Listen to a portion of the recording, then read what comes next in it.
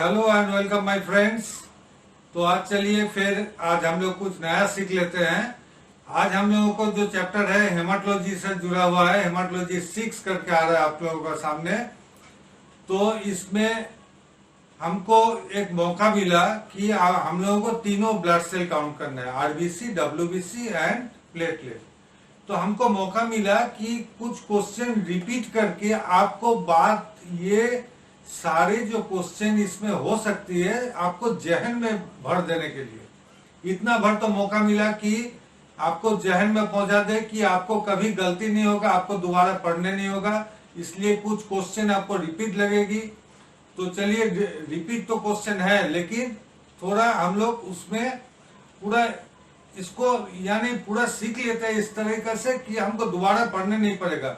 इसका आगे चैप्टर में ये मौका मुझे नहीं मिलेगी कि आपको एक ही बार पढ़ाएंगे, एक ही बार क्वेश्चन बता देंगे, बस हो गया। तो चलिए, और सब आप लोग याद रखिएगा, मेरे चैनल को जरूर सब्सक्राइब कीजिए कि हर एक दिन जो वीडियो आएगा, जब भी आएगी वीडियो तुरंत आपको पास नोटिफिकेशन आ जाएगी। और ये सब्सक्राइब करने का ऑप्शन यूट्यूब इसलिए दिया है कि वीडियो तुरंत आपका नॉलेज में आ जाए कि आपके लिए नया वीडियो आ गया। आप लोग और एक काम कीजिएगा, आप एक बाकायदा कॉपी बना लीजिए हेमाटोलॉजी, फिर हम आगे बता देंगे ब्लड बैंक। अभी तो ये 2 चलेगी, इसके बाद और सारे क्वेश्चन मेरे पास रेडी हो गया, 10,000 क्वेश्चन रेडी है ऑलरेडी। तो ये हम जैसे जैसे बताएंगे। अभी फिलहाल 2 कॉपी आप बना लीजिए, हेमाटोलॉजी एंड ब्लड बैंकिंग की। दोनों में हजार क्वेश्चन कम से कम लिखने का जगह हो, और डेली का डेली क्वेश्चन उतारते जाइए। इसको फेंक के मत रखिए कि बाद में उतार लेंगे, इसको उतार लीजिए, तब आइंदा 2 साल बाद मेरे किताब आपको खरीदने नहीं पड़ेगा। तो चलिए शुरू करते हैं हेमाटोलॉजी 6। इसमें आज हम लोग कर रहे हैं टोटल काउंट ऑफ प्लेटलेट्स। तो platelet is erythrocyte, leucocyte, thrombocyte, reticulocyte. तो एरिथ्रोसाइट हम जानते हैं, एरिथ्रो का मतलब है लाल, तो यानी ये हो गया, साइट मतलब है सेल यानी रेड सेल। ल्यूको का मतलब हो गया व्हाइट, साइट मतलब सेल यानी ये डब्ल्यूबीसी। थ्रोम्बो का मतलब हो गया जो कि थ्रोम्बो यानी ब्लड क्लॉट में सहायता करती है, साइट मतलब cell. So the right answer is thrombocyte. And reticulocyte is the juvenile cell of RBC. Juvenile मतलब बच्चा। जैसे बच्चों लोग कोई अपराध में फंस जाता है कोर्ट में, उसको जुवेनाइल कोर्ट में डालता है। तो जुवेनाइल सेल यानी बच्चा सेल जो होती है, जिसमें रेटिकुलम होती है यानी नेटवर्क, एक आरएनए का एक नेटवर्क बना हुआ आ जाती है, उसको रेटिकुलोसाइट। रेटिकुलोसाइट काउंट जब पढ़ेंगे, डिटेल्स में पढ़ेंगे, तो रेटिक्यूल का मतलब है आपका नेटवर्क यानी जाल जैसा, और साइट मतलब cell. So the right answer is thrombocyte. 2 number है total platelet count can be done by, आप जानते हैं, manual method, automated method, peripheral smear exam. ये तो गलत तरीका है, ये गलत तरीका है। So the right answer is D, both A and B, यानी मैनुअल मेथड से भी कर सकते हैं, ऑटोमेटेड मेथड यानी ऑटोमेटिक मशीन जो आ जाएगा बाजार में उपलब्ध है, तो ऑटोमेटेड मेथड में कर सकते हैं। लेकिन एक बात जहन में रखिएगा कि ऑटोमेटेड मेथड में जब पेशेंट क्रिटिकल हो जाती है, तब उसमें बाकायदा गवर्नमेंट भी अनाउंस करती है कि आप मैनुअली इसको कीजिए प्लेटलेट का। है कि ऑटोमेटेड मेथड में कुछ खामियां हैं, जिसके लिए प्लेटलेट जो क्लाम्प कर जाता है, एक दूसरे का साथ सट जाता है, वो एक ही काउंट कर पाता है। इसलिए थोड़ा काउंट में थोड़ा गड़बड़ी हो सकती है। तो ऑटोमेटेड मेथड इसलिए जब क्रिटिकल केस में हम लोग थोड़ा अवॉइड करते हैं, यानी खास करके जब डेंगू जैसा बीमारी हो गया तो हम लोग ऑटोमेटेड मेथड थोड़ा अवॉइड करते हैं। उस समय मैनुअल मेथड में फिर एक बार चेक कर लेते हैं। पेरिफेरल स्मीयर में हम एज ए होल देख लेते हैं। जब पेरिफेरल स्मीयर पर आएंगे तब आपका हम बाकायदा आरबीसी का मॉर्फोलॉजी, डब्ल्यूबीसी का एंड प्लेटलेट की कितना फील्ड में कितना प्लेटलेट होने से उसको हम कितना काउंट बोल सकते हैं कि एडिक्वेट मतलब सफिशिएंट, मॉडरेट मतलब चलेगा, और इनसफिशिएंट सेल मतलब बहुत कम है। तो इसको बाकायदा हम पेरिफेरल स्मीयर से कैसे बता पाएंगे, वो हम पेरिफेरल स्मीयर का चैप्टर जब कराएंगे उस समय जरूर हम करा देंगे। तो सो पेरिफेरल स्मीयर से हम पर्टिकुलर काउंट यानी टोटल काउंट नहीं करते, प्रैक्टिस नहीं करते हैं। Total platelet count, 3 number question, total platelet count can be done bye micropipette dilution, bulk dilution, flow cytometry, all of the above. So flow cytometry is the method of automated, यानी machine में जो होती है आज का दिन वो flow cytometry का प्रिंसिपल से होती है। यानी जब हम मैनुअली करते हैं तो माइक्रोपिपेट डाइल्यूशन करते हैं या तो bulk dilution. So the right answer is the D. Okay, तो चलिए 4 number question, dilution methods in micro and bulk based on, यानी ये क्वेश्चन भी हम पुराना क्वेश्चन है लेकिन आपको जहन में हम बसा देंगे इस तरीके से कि आपको इसको दोबारा कभी पढ़ने नहीं होगा कि परसेंट डाइल्यूशन तो होती है लेकिन परसेंट ज्यादातर हम लोग फॉर स्ट्रेंथ यूज करते हैं। ये दोनों जो है ना, परसेंट एंड नॉर्मल और मोलर डाइल्यूशन, ये सॉल्यूशन का स्ट्रेंथ होती है, स्ट्रेंथ। सो डाइल्यूशन जो होती है वो ज्यादातर पार्ट डाइल्यूशन होती है। So we must follow part dilution and any one of the above obviously incorrect answer. Now question number 5, platelet diluting fluid is, platelet diluting fluid commonly इसको बाजार में प्लेटलेट डाइल्यूटिंग फ्लूइड से बेचा जाता है।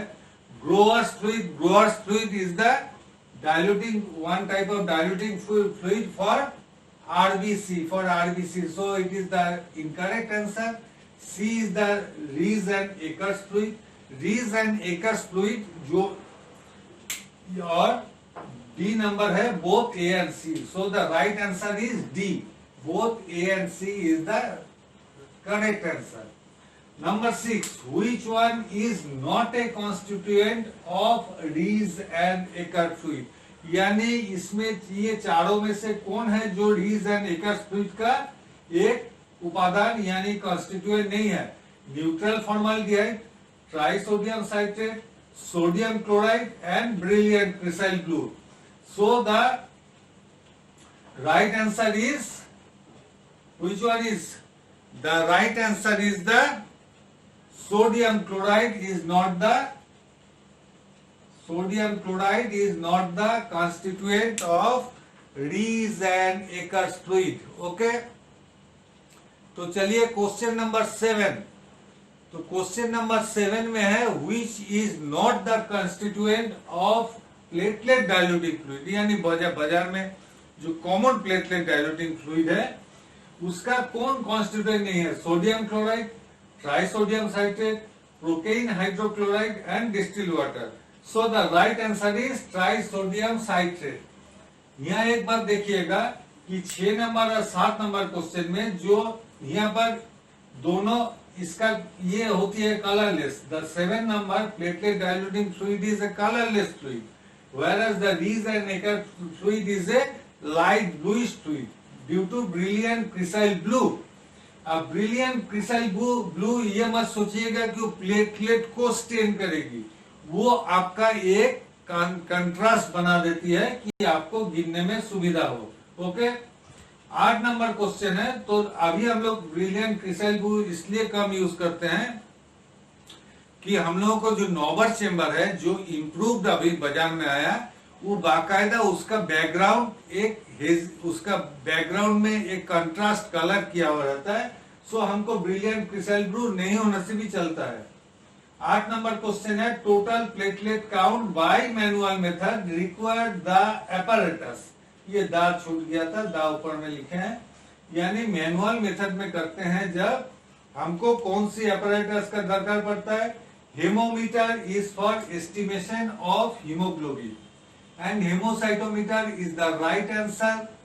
Flow cytometer is the automated method, यहाँ हम बोल दिए मैनुअल मेथड में, so flow cytometer is the for the automated method and D all of the above, वो भी incorrect। 9 नंबर क्वेश्चन है, preferable blood sample for platelet count is, यानी platelet count जब करेंगे प्रेफरेबल ब्लड सैंपल क्या है? इसमें और एक क्वेश्चन होती है। अच्छा चलिए इसको बोलते हैं, प्रेफरेबल ब्लड सैंपल है capillary blood, venous blood, artery blood, any one of the. So the right answer is venous blood. अब ये बात ध्यान में रखिएगा कि कैपिलरी ब्लड में हम जैसे पहले भी बताए, capillary blood is the mixture of venous and artery blood and there is some tissue fluid उसमें मिक्स हो जाती है। सो वेनस ब्लड यानी किताब में आपको जो भी नॉर्मल वैल्यू उपलब्ध है, जो भी टेस्ट कीजिए, all for the venous blood, यानी ऑलवेज ये क्वेश्चन कोई भी टेस्ट के लिए आए, the right answer is the venous blood.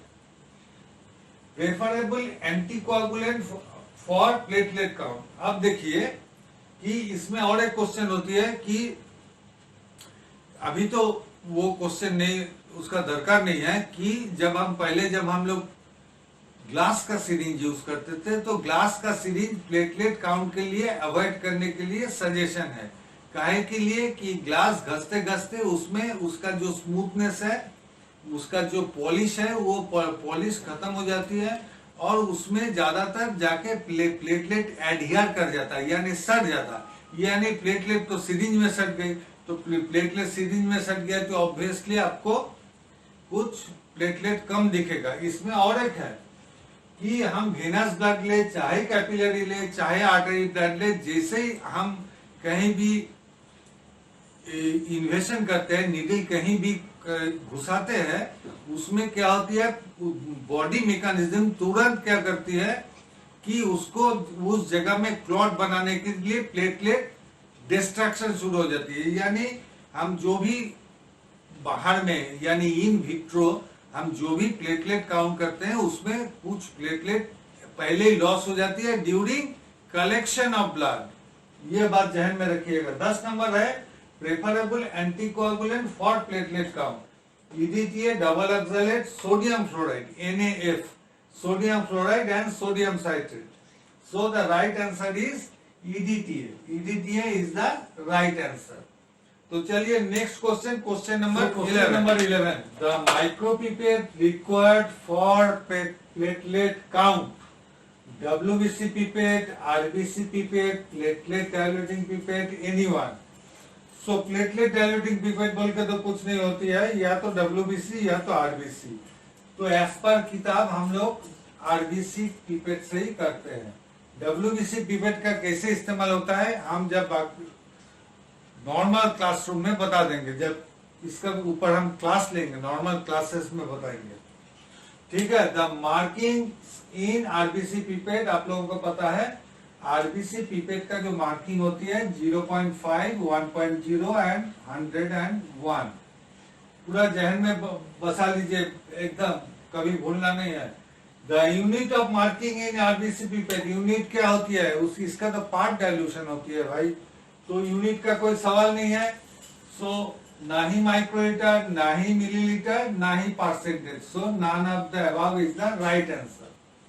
Number 14, the primary dilution in platelet count, 1:19, 1:20, 1:200, 1:100. So the right answer is 1:200. Like RBC, everything is like RBC. RBC जैसा ही सब कुछ है, सिर्फ फॉर्मूला चेंज हो जाती है। The total area to be counted for platelets in Norbert chamber. तो ये आप लोग जानते हैं कि नॉबर्ट चेंबर जो होती है, इस तरह का जो नॉबर्ट चेंबर है, इसका ये बीच वाला टोटल हिस्सा आपको गिनने पड़ता है। ये टोटल हिस्सा कितना हुआ कि जैसे आपको हम बताएं कि ये स्क्वायर शेप का होती है, हर एक जो बॉक्स होती है स्क्वायर यानी बिग स्क्वायर। तो एक बिग स्क्वायर का कितना वॉल्यूम हुआ 1 मिलीमीटर इंटू 1 मिलीमीटर। सो 1 मिलीमीटर स्क्वायर, जैसे कि बताए पावर ऐड हो जाती है मल्टीप्लाई करने से। So the right answer is 1 millimetre square. The C option is the right answer. Now 1/5 millimetre square is for RBC। 9 millimetre square तो भाई इसका पूरा एरिया है नॉबर्ट चेंबर का, and 4 millimetre square is for WBC। Number 16, the final formula for platelet count. Final formula का जैसे आपको हम हिसाब बता दिए, क्या है, number of cell counted by area counted. Area कितना हुआ 1 मिलीमीटर स्क्वायर, डेप्थ कितना है 1/10 मिलीमीटर इंटू डायल्यूशन कितना है 1/200। तब क्या हुआ कि n/1/200 मिलीमीटर क्यूब। अब ये क्या होगी, ये ऊपर चली जाएगी, n इंटू 200, नीचे एक आ जाएगी, कोई वैल्यू नहीं है, sorry 2000, n into 2000 cubic millimeter. So the right answer is n into 2000. Okay. Number 7, dilution to be reduced when। इसमें ये इसका जो 17 नंबर 18 नंबर क्वेश्चन है, बहुत इसको आप जान लीजिए, जहन में रख दीजिए। These are directly proportional, यानी समानांतर है, दोनों समानांतर। अगर ये रिड्यूस्ड होगी तो ये भी रिड्यूस्ड होगी, अगर ये इंक्रीज होगी तो ये भी इंक्रीज होगी। तो इसमें दो हम ऑप्शन डाल दिए, टीआरबीसी, टीआरबीसी, टीएलसी, टीएलसी। ये तो कंफ्यूज करने के लिए, कुछ ट्रिक्स बताने के लिए। सो डाइल्यूशन रिड्यूस करते हैं जब प्लेटलेट घट जाती है, ओके, ए नंबर। डाइल्यूशन इंक्रीज करते हैं जब प्लेटलेट का संख्या बढ़ जाती है, यानी दोनों समानांतर है, यानी directly proportional. Okay. Number 19, the SI unit, in SI unit the value of platelet count expressed as। अब वैल्यू ऑफ SI यूनिट में इसका क्या वैल्यू होती है, तो देखिए, आप कॉमनली हम बता रहे कि इसको आप नॉर्मली जो आप लोग पढ़े हैं कि 1.5 लाख से 4.5 लाख है प्लेटलेट का नॉर्मल वैल्यू। इसमें बहुत सारे मतभेद है, तो 1.5 लाख से 4.5 लाख धर के चलिए। अब जो 1.5 लाख का फिगर है इसको लेके चलते हैं, ठीक है। तो 1.5 लाख हुआ, 1.5 लाख हुआ तो क्या हुआ, क्यूबिक मिलीमीटर का मतलब हम जानते हैं माइक्रोलीटर। तो इसको पहले फिर वही शादी वाला चक्कर है, पहले ये इसको मल्टीप्लाई करते हैं तो ये मिलीलीटर बनती है, फिर इसको साथ 1000 मल्टीप्लाई करते हैं तो ये लीटर बन जाती है। तो लाइक दैट आपको ऊपर में भी सेम चीज डालने पड़ते हैं, सेम चीज डालने पड़ते हैं। सो क्या बात क्या आती है कि लीटर तो तय हो गया, लीटर तो तय हो गया, नीचे ऊपर में क्या है 303030, यानी क्या होगा 150 इंटू 10⁹ इज द, सो 10⁹ जो है 10⁹ पर लीटर, ये है इसका एक्सप्रेस करने का सही तरीका। 10⁻12 किसका है, 10⁻12 है आरबीसी का, and 10⁹ is also for WBC. Now question number 20, the last question of today, the purpose of dilution for counting platelets. अरे भाई डाइल्यूशन आप काहे करते हैं, डाइल्यूशन अगर नहीं करोगे तो मानो कि आप 1 माइक्रोलीटर ब्लड लेते हो, सही मात्रा पर, जो एचबी पिपेट है वो 20 माइक्रोलीटर का, आप उसका एक हिस्सा अगर लेते हो, मतलब एक बूंदी भी नहीं होगा, तो उसमें आपको 1.5 लाख काउंट करने पड़ेगा भाई। तो 1.5 लाख काउंट को अवॉइड करने, यानी कम संख्यक सेल गिन के हम अपना गोल को, यानी मुकाम को जो पा लेते हैं, मुकाम को अचीव करने के लिए, मुकाम को पाने के लिए हम क्या करते हैं, by C number, by counting less cells we can achieve the goal। सो मुकाम को पाने के लिए हम कम सेल गिनेंगे, सही तरीके से गिनेंगे और हम अपना मुकाम पा लेंगे। तो चलिए दोस्तों, इसका साथ आज खत्म करते हैं क्लास। नेक्स्ट आएगा हेमाटोलॉजी 7, उसमें टोटल काउंट ऑफ प्लेटलेट्स का और सारे डिजीज कंडीशन के साथ रिलेटेड बहुत क्वेश्चन है, उसका हम लोग इलेबोरेटली पूरा डिस्कस करेंगे। चैनल को आप लोग जरूर सब्सक्राइब कीजिए, क्योंकि आपको सही तरीके से डेली का नोटिफिकेशन आ जाएगा। वीडियो निकलते ही, वीडियो प्रकाश होते ही आपको पास सही नोटिफिकेशन आ जाएगा। शेयर कीजिए और लाइक कीजिएगा। So thank you for today.